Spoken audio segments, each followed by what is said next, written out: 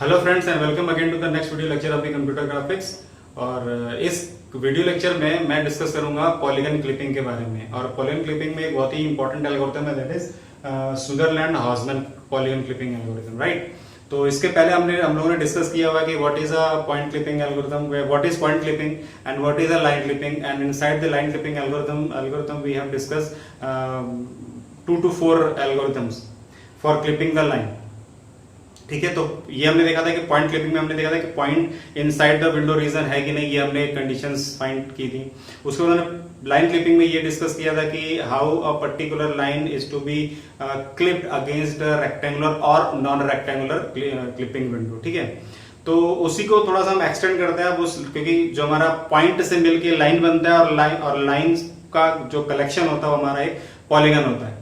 और polygon basically क्या definition wise बात करें तो polygon is a closed picture with the number of edges and the number of edges should be more than 3। तो जो minimum polygon होता है वो हमारा एक ट्रायंगल होता है जहां पर जो एजेस होते हैं वो मिनिमम 3 एजेस होती हैं। ठीक, तो अब इस पॉलीगन को हमें क्लिप करना है। तो क्लिपिंग के लिए पहले मैं एक थोड़ा फंडे समझा देता हूं। जैसे मान लीजिए कि मेरे पास एक ये पॉलीगन है, सॉरी क्लिपिंग विंडो है।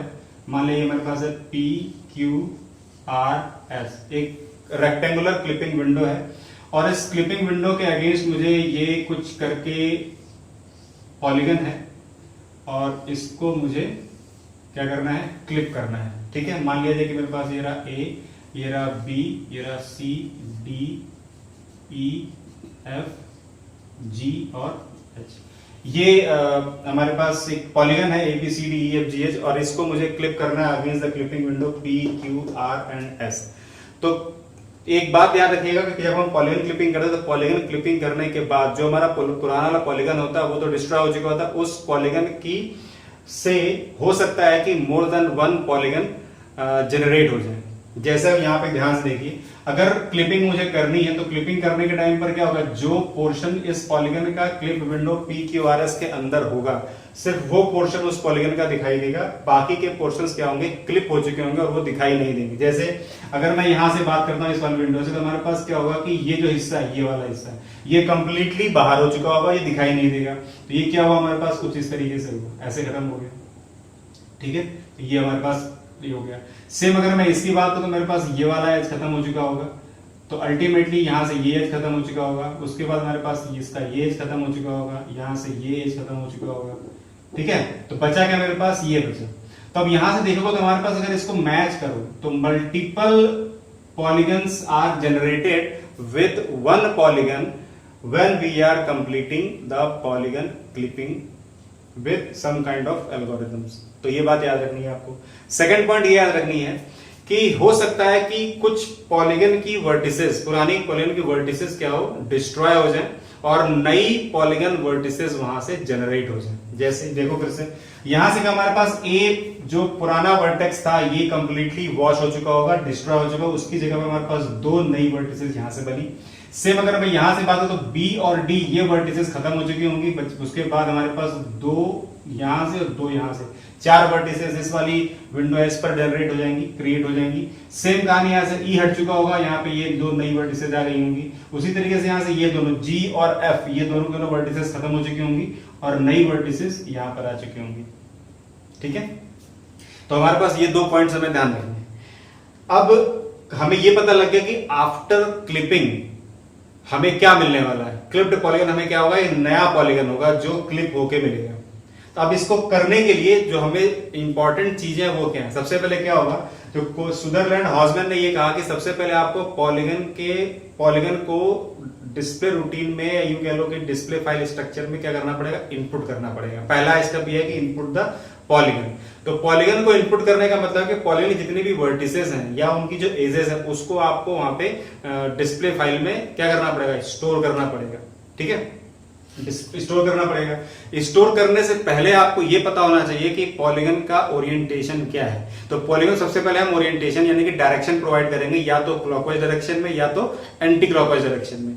तो क्लॉकवाइज डायरेक्शन का मतलब ये देखो, यहां देख लेते हैं। जैसे मान लो हमारे पास ये पॉलीगन है, ठीक है, मान लो ये रहा हमारे पास P1, P2, P3, P4 and P5। तो टोटल 5 वर्टिसेस हैं। तो हमारे पास इसका ओरिएंटेशन या तो क्लॉकवाइज होगा या एंटी क्लॉकवाइज होगा। अगर मैं ये ओरिएंटेशन ऐसे करता हूं क्लॉकवाइज डायरेक्शन में, तो क्लॉकवाइज डायरेक्शन में जो ओरिएंटेशन होता है उसको बोला जाता है नेगेटिव ओरिएंटेशन। क्या बोला जाएंगे? Negative orientation. इस केस में आप इसको कैसे स्टोर करोगे? ऐसे, यानी कि डायरेक्शन ऐसे दोगे इस तरीके से, फिर ये ऐसे आएगा, फिर ऐसे आएगा, फिर ऐसे जाएगा और ये ऐसे आएगा। तो स्टोरिंग कैसे होगी? स्टोरिंग होगी P1, P2, P3, P4, P5 and P1। ठीक है। दूसरा तरीका क्या है? दूसरा तरीका आपका ये वाला ओरिएंटेशन है।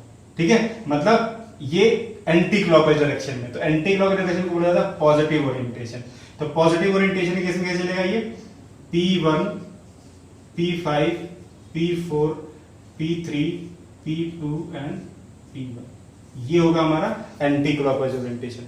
तो पॉलीगन को क्लिप करने से पहले आपको क्या करना पड़ेगा? पॉलीगन के सारे एजेस को एक डायरेक्शन देनी पड़ेगी, या तो क्लॉकवाइज डायरेक्शन में या तो एंटी क्लॉकवाइज डायरेक्शन में। और जिस भी डायरेक्शन को आप दोगे उसी डायरेक्शन में पॉलीगन की सारी एजेस डिस्प्ले फाइल स्ट्रक्चर में स्टोर होंगी स्टैक पे। ठीक है, तो थोड़ा आगे चलते हैं। तो सबसे पहला स्टेप क्या है कि provide the direction to the polygon. मैं इसी पॉलीगन को मान लेता हूं हमें क्लिक करने के लिए, ये ऐसे बढ़ा देते हैं।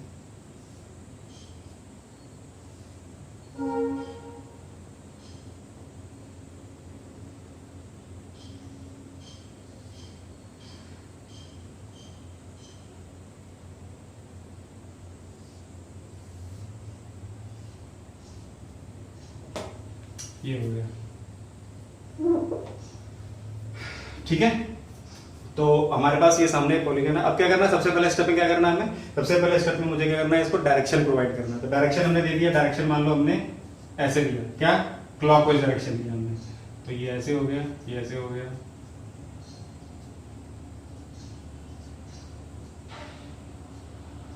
ये हमने डायरेक्शन दे दिया। ठीक है, तो सबसे पहला इस एल्गोरिथम में सबसे पहले क्या होगा? Step number 1, input the polygon. तो सबसे पहले क्या करेंगे? सबसे पहला स्टेप क्या करेंगे? Input the polygon. नेक्स्ट में क्या होगा? नेक्स्ट में हम करेंगे क्या कि सबसे पहले लेफ्ट क्लिपिंग परफॉर्म होगी। Left clipping. लेफ्ट क्लिपिंग का मतलब ये होता है कि जो क्लिपिंग विंडो है उस क्लिपिंग विंडो के जो लेफ्ट एज है उस लेफ्ट एज को सबसे पहले आप कंसीडर करोगे फॉर क्लिपिंग पर्पस, और उसके बाद रिमेनिंग एजेस को आप कंसीडर नहीं करोगे। ठीक है। सेकंड में क्या होगा? सॉरी, थर्ड में क्या होगा? राइट क्लिपिंग होगी। राइट क्लिपिंग का मतलब क्या है कि after performing the left clipping remaining vertices are there and some new vertices are generated, then after you have to perform the right clipping, मतलब against the right wall of the clipping window you have to perform the clipping of the polygon. ठीक है, and then after some new vertices are generated and some old vertices are destroyed. After that क्या perform करना है हमें? Top clipping, sorry bottom.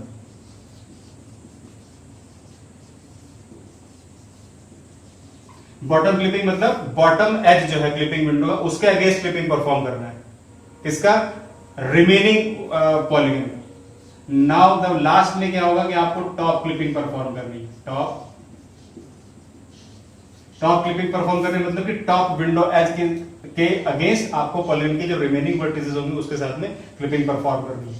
Last में इतना करने के बाद, यानी कि यहां से लेकर यहां तक करने के बाद बचेगा क्या आपके पास? क्लिप्ड पॉलीगन बचेगा। इतना स्टेप करने के बाद बचेगा कि आपके पास क्लिप्ड पॉलीगन होगा, और वो जो रिमेनिंग पॉलीगन जो मैंने आपको इसके पहले का पिक्चर बताया था वो आपका रिमेनिंग पॉलीगन होगा। ठीक है। अब क्या है कि इन सारे स्टेप को करने के पहले हमें कुछ रूल्स ध्यान में रखने हैं। रूल्स क्या है कि आपको जो क्लिपिंग परफॉर्म करने के टाइम पर जो इंटरसेक्शन पॉइंट कैसे फाइंड करोगे, तो इंटरसेक्शन पॉइंट फाइंड करने में हमारे पास रूल्स कुछ हैं। पहला रूल ये क्या है कि जैसे आप डायरेक्शन दोगे तो आपको ये चेक करना है कि अगर इफ फर्स्ट वर्टेक्स क्या है? आउटसाइड, एंड सेकेंड वर्टेक्स क्या है? इनसाइड। का मतलब क्या हुआ? मान लो आपके पास एक क्लिपिंग विंडो कुछ इस तरीके की, ये क्लिपिंग विंडो हो गई, और ये मान लो आपके पास लाइन है और डायरेक्शन आपकी ऐसे है। तो पहला वर्टेक्स ये हो गया और दूसरा वर्टेक्स ये हो गया। मान लो ये हमारे पास हो गया P1 मान लिया और इसको मैंने मान लिया P2। तो इस केस में डायरेक्शन हमारी इस तरीके की है, तो हमारे पास पहला वर्टेक्स क्या, पहला वर्टेक्स ये हुआ, दूसरा वर्टेक्स हमारा ये हुआ, ठीक है। तो ये लिखा हुआ कि first vertex is outside and the second vertex is inside. अगर ऐसा कुछ केस होता है, उस केस में क्या करेंगे हम, डिस्प्ले फाइल में क्या स्टोर करेंगे, स्टोर या सेव करेंगे क्या, intersection point between the line and the corresponding window edge. जो कोरेस्पॉन्डिंग विंडो एज होगी उसके और लाइन के बीच में जो इंटरसेक्शन पॉइंट, मान लो हमारे पास ये आई है, तो ये स्टोर करेंगे हम आई एंड क्या स्टोर करेंगे, सेकंड वाला वर्टेक्स, दूसरा वाला वर्टेक्स जो इनसाइड है, सेकंड वर्टेक्स, ठीक है, ये स्टोर करेंगे। तो रूल नंबर 2, ये रूल नंबर 1 समझ में आ गया। रूल नंबर 1 ये कहता है कि अगर क्लिपिंग के टाइम पर पॉलीगन की एज आउटसाइड टू इनसाइड है, तो first vertex is outside and the second vertex is inside.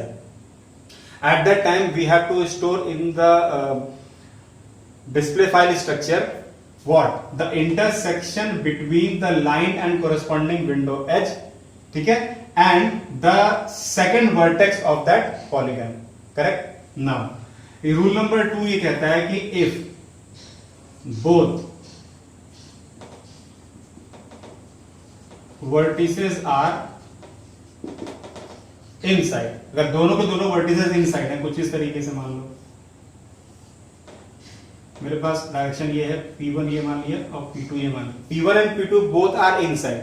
जब दोनों के दोनों इनसाइड हैं तो हमें क्या करना है, सेव क्या करना है, केवल second and point, second and point मतलब कि P2 स्टोर करना है। क्या है ये हमारे पास, सेकंड वर्टेक्स, केवल मुझे क्या करना है, सेकंड वर्टेक्स ही डिस्प्ले फाइल स्ट्रक्चर में स्टोर करना है, ठीक। Now rule number 3, rule number 3 क्या कहता है कि if first vertex is inside and second vertex is outside, कुछ इस तरीके से मान लो, ऐसे है डायरेक्शन, ऐसे है, P1 ये रहा, P2 ये रहा। तो आपका क्या है कि डायरेक्शन ये है, मान लो इस तरीके से कर लेते हैं। पहला वर्टेक्स क्या है कि इनसाइड है और दूसरा वर्टेक्स हमारा क्या, बाहर की साइड में है। तो उस केस में क्या होगा, हमें स्टोर करना पड़ेगा केवल और केवल इंटरसेक्शन पॉइंट। क्या करना पड़ेगा, we have to store only the intersection point between the line segment, यानी कि पॉलीगन का जो एज होगा और क्लिपिंग विंडो का जो साइड होगा, उन दोनों के बीच में जो इंटरसेक्शन पॉइंट होगा उसे ही स्टोर करेंगे। क्या करेंगे, save only I. Rule number 4, rule number 4 ये कहता है कि अगर दोनों ही वर्टिसेस आउटसाइड है, इफ vertices are outside, कुछ इस तरीके से मान लो ये हो गया और ये वर्टेक्स हो गया, मान लो ये रहा P1 और ये रहा P2 और ये मान लिया। तो यहां पे क्या होगा, save nothing to be saved, यहां लिखेंगे हम नथिंग टू बी सेव्ड, ठीक है। तो ये 4 रूल हमें याद रखने हैं और इन चारों रूल को अप्लाई करना है for each and every clipping window region. यानी कि अगर आप लेफ्ट क्लिपिंग परफॉर्म कर रहे हैं तो लेफ्ट क्लिपिंग के टाइम पर ये चारों रूल को अप्लाई करना है। राइट क्लिपिंग परफॉर्म कर रहे हैं तो आपको ये चारों रूल याद रखने हैं, यानी परफॉर्म करने हैं, अप्लाई करने हैं। बॉटम क्लिपिंग कर रहे हैं तब भी आपको ये चारों के चारों रूल अप्लाई करने हैं, और अगर आप टॉप क्लिपिंग कर रहे हैं तब भी आपको ये चारों के चारों रूल अप्लाई करने हैं, ठीक है। अब जरा से यहाँ पे देख लो, मान लो आपको क्लिपिंग परफॉर्म करनी है, करेक्ट। क्लिपिंग परफॉर्म सबसे पहले आपको मान लो इसी वाले एग्जांपल में देख लेता, मान लो इसी को आपको क्लिप करना है, इसी A B C D E F G H को आपको क्लिप करना है against the clipping window P Q R and S। तो कैसे करोगे आप इसे, सबसे पहले आपको एंटर करना पड़ेगा सारे के सारे पॉलीगन साइड्स। तो पॉलीगन साइड्स क्या आपके पास है, पॉलीगन साइड्स हमारे पास है। कैसे करना है ये, क्लॉकवाइज डायरेक्शन में। तो A B, फिर से क्या है B C, फिर से क्या है सी डी, फिर से क्या है डी ई, फिर से क्या है ई एफ, फिर से क्या है एफ जी ई एफ, ये रहा हमारे पास जी, यहाँ जी, और फिर से क्या है जी एच, और उसके बाद क्या है एच ए। ये मैंने स्टोर कर लिया किसमें, क्लॉकवाइज डायरेक्शन में, ठीक है। अब क्या करना है, जब आप लेफ्ट क्लिपिंग परफॉर्म करोगे, लेफ्ट क्लिपिंग जब परफॉर्म करोगे तो लेफ्ट क्लिपिंग के टाइम पर क्या होगा कि आप इसको मान लेना, ये लेफ्ट वाली विंडो है तो इसको आप इसको एंड तक मान लेना। तो इस केस में क्या होगा कि इस लाइन के इधर यानी कि लेफ्ट विंडो एज के लेफ्ट हैंड साइड पर जो कुछ भी है वो सब का सब आउटसाइड ट्रीट किया जाएगा, और इस वाले विंडो एज के राइट साइड में जो कुछ भी है इस पॉलीगन में, कुछ भी एनीथिंग, सारा का सारा क्या ट्रीट किया जाएगा, इनसाइड ट्रीट किया जाएगा।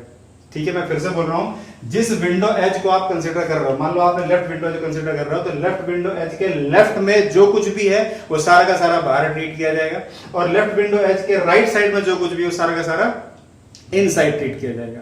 ठीक है, इसका कहने का मतलब यह है कि जब आप लेफ्ट क्लिपिंग परफॉर्म करोगे तब आप सबसे पहले किसको चूज करने जा रहे हैं, लाइन ए बी को चूज करने जा रहे हो। तो लाइन ए बी को चूज करने का मतलब है कि अब आप रूल्स को देखो, तो ए बी का डायरेक्शन क्या है, इस साइड में है। उस केस में क्या होगा कि हमारे पास ए और बी दोनों लाइन पॉइंट के बीच में हमारे पास क्या होगा, क्या स्टोर करेंगे ए बी की जगह पे, ए बी की जगह पे क्या स्टोर होगा, इंटरसेक्शन पॉइंट होगा। क्या ये outside to inside, rule number 1, outside to inside.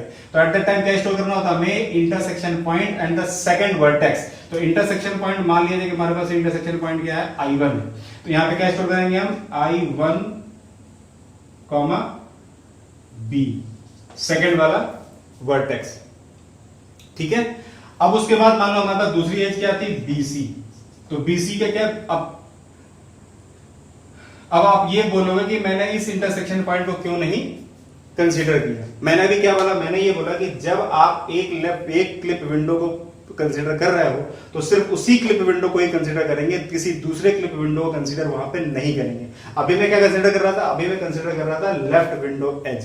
तो लेफ्ट विंडो एज क्योंकि लेफ्ट क्लिप में परफॉर्म कर रहा था, तो लेफ्ट विंडो एज के साथ में आप किसी, या चाहे ये वाली विंडो एज हो, चाहे ये विंडो एज हो, चाहे ये विंडो एज हो, किसी भी विंडो एज को कंसीडर नहीं करेंगे।